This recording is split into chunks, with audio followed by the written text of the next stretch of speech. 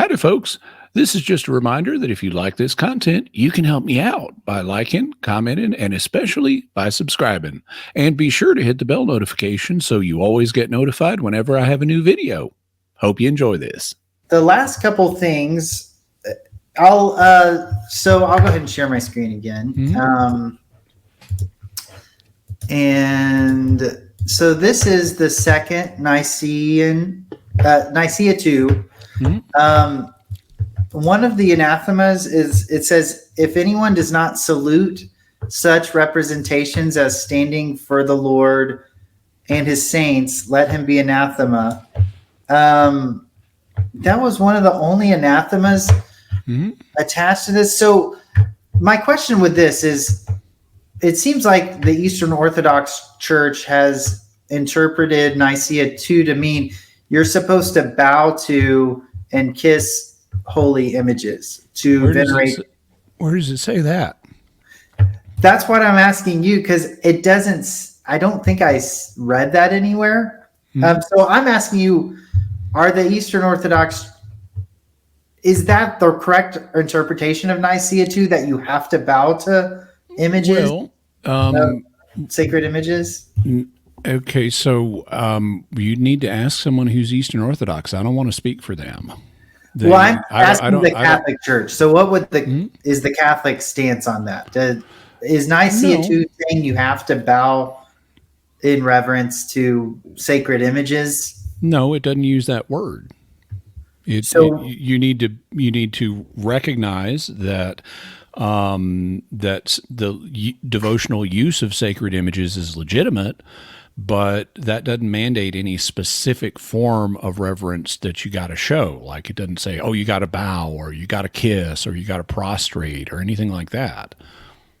Okay, so you're saying the Nicaea 2 doesn't teach that you have to bow to images? No, I looked at it the other day in Greek, and it doesn't use the word for bowing. And even if it did, that wouldn't settle the matter, because there can be metaphorical uses.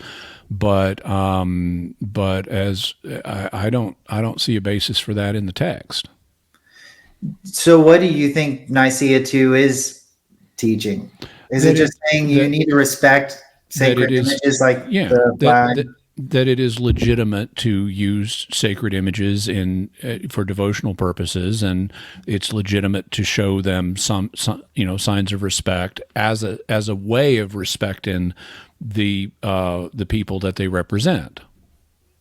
Okay, and what do you think it meant by salute? Does not salute the representations. Well, that's going to be an English translation. I'd have to look at the Greek again, which I'm afraid I don't have in front of me. But this is my memory is it's a generalized term for reverence or respect that doesn't mandate any specific form of behavior.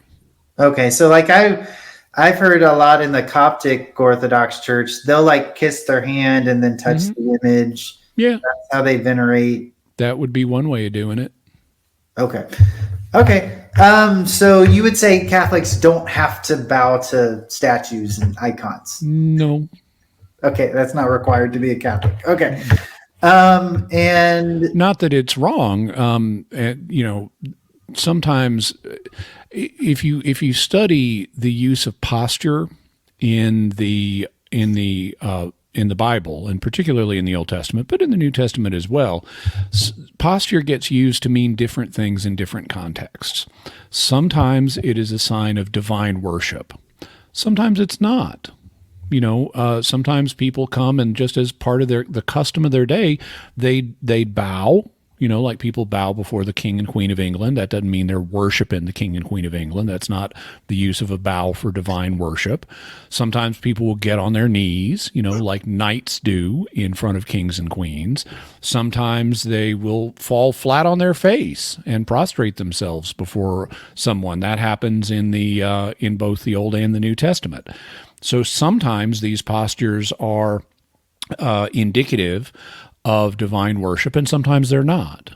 And as long as you're not worshiping someone as a god, it doesn't really matter, how you're showing respect to them. So if I meet the King of England, I'll kneel if that's the appropriate thing. I'm not worshiping him as a god. And if you have a statue of Jesus or Mary and you're kneeling in front of it, as long as you're not worshiping the statue as a god, you're not committing idolatry. That's what's forbidden, is worshiping something as a god that is not.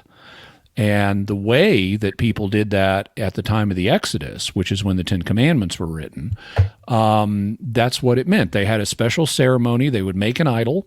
They then had a special ceremony that they would perform to make the god live in the idol. And then they would worship the idol as a god. But that's not the same as a statue, because if you got a statue of Mary or Jesus or Saint Bernard, there's no ceremony to make Mary or Jesus or Saint Bernard live in the statue. And so you are not worshiping the statue. You're showing respect if you bowed before Saint Bernard or before Mary, or you're offering divine worship to Jesus, if you are kneeling in front of a statue of Jesus, but it's not the statue you're worshiping. It's Jesus, and you just have the statue here to represent him. Okay, so if someone thinking about being Catholic, if they read Exodus 24-5, it says, "You shall not make for yourselves a carved image or any likeness of anything that is in heaven above, or that is in the earth beneath, or that is in the water under the earth." So it says in heaven above too, "You shall not bow down to them or serve them. For I, the Lord your God, am a jealous God." Yeah. So if someone read that and their interpretation was, I understand revering sacred things. Like I would not want to stand on a Bible or something. Yeah. Like that. Or spit on a picture of Jesus. Right. Yeah. Or in any of the apostles or anything. Like I want to revere these images as sacred. I just personally think it would be wrong to bow to them. Or maybe I'll even kiss my hand and touch it or something. That would be okay as a Catholic. You could... Yeah, that'd be fine. You got to recognize what's happening here. This is talking in an ancient Near Eastern context about idolatry.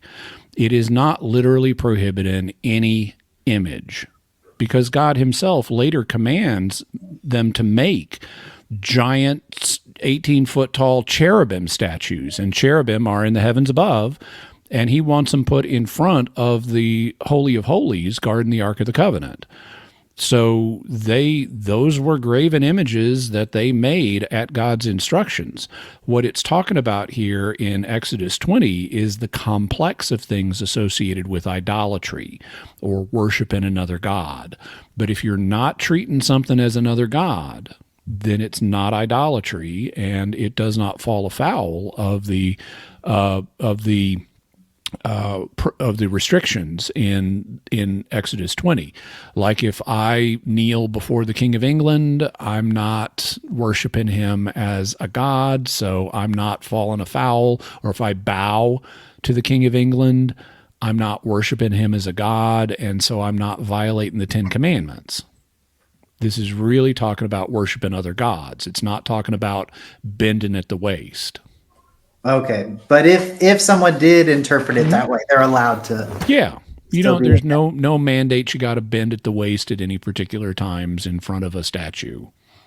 Okay. And before we go, just one more reminder that if you like what you've watched, you can help me out by liking, commenting, and especially by subscribing. I'm trying to grow my channel, and I'd really appreciate your help.